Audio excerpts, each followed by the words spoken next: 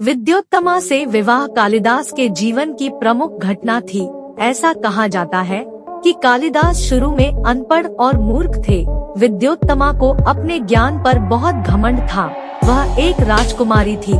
उसने यह प्रतिज्ञा की थी कि जो पुरुष उसे शास्त्रार्थ में पराजित करेगा वह उससे विवाह करेगी। बहुत से विद्वान विद्योत्तमा से विवाह करने के लिए आए परंतु पराजित होकर चले गए। सभी विद्वान मन ही मन विद्योत्तमा से प्रतिशोध लेने की सोचने लगे। वह किसी ऐसे व्यक्ति की तलाश कर रहे थे जो उसे शास्त्रार्थ में पराजित कर सके। एक दिन उन्हें एक पेड़ पर एक व्यक्ति दिखाई दिया। वह जिस शाखा पर बैठा था उसी को काट रहा था। विद्वान समझ गए कि यह व्यक्ति बहुत ही मूर्ख है। उसी समय उन्होंने उसका चुनाव विद्योत्तमा को पराजित करने के लिए कर लिया। वह व्यक्ति कोई और नहीं बल्कि स्वयं कालिदास थे। कालिदास का शास्त्रार्थ विद्योत्तमा से कराया गया जो मौन होकर ही हुआ। शास्त्रार्थ के दौरान विद्योत्तमा ने कालिदास को एक उंगली दिखाई जिसका अर्थ था कि ब्रह्मा एक है, परंतु कालिदास ने समझा कि वह कह रही है कि उनकी एक आंख फोड़ देगी। इस प्रश्न के जवाब में उन्होंने अपनी 2 उंगली खड़ी कर दी। कालिदास का अर्थ था कि यदि वह उनकी एक आंख फोड़ेगी तो वह उसकी दोनों आंखें फोड़ देंगे, परंतु विद्योत्तमा समझी कि सृष्टि में ब्रह्मा और जीव दोनों हैं, इसलिए वह संतुष्ट हो गई।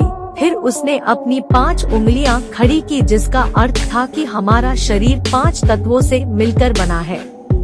कालिदास समझे कि वह उन्हें थप्पड़ मारना चाहती है, तो उन्होंने अपनी 5 उंगलियों को जोड़कर एक मुट्ठी बना दी और संकेत में कहा कि यदि तुम मुझे थप्पड़ मारोगे तो मैं तुम्हें घुसा मारूंगा। परंतु इस उत्तर को विद्योत्तमा ने दूसरे प्रश्न में लिया। वह समझी कि 5 तत्व तो अलग अलग है परंतु मन तो एक ही है और मन सभी तत्वों को संचालित करता है। इसलिए विद्योत्तमा को यह उत्तर सही लगा और इस तरह धीरे धीरे कालिदास ने उसे शास्त्रार्थ में पराजित कर दिया। कालिदास का विवाह विद्योत्तमा से हो गया।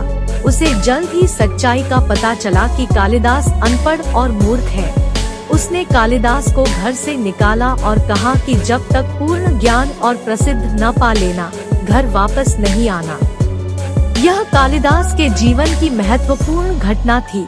उनके अहम को ठेस पहुंची और उन्होंने ज्ञान प्राप्त करने का निश्चय कर लिया।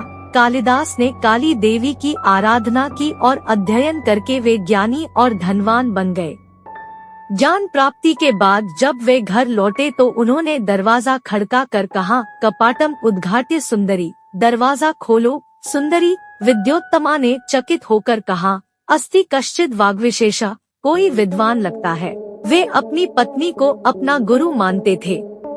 कालिदास की रचनाएं। कालिदास ने कुल मिलाकर 40 ग्रंथ लिखे हैं जो उन्हें एक महान कवि और साहित्यकार साबित करने के लिए पर्याप्त है। नाटक मालविकाग्निमित्रम, अभिज्ञान शाकुंतलम, विक्रमोर्वशीयम। महाकाव्य रघुवंशम, कुमार संभवम। खंडकाव्य मेघदूतम, ऋतु संहार।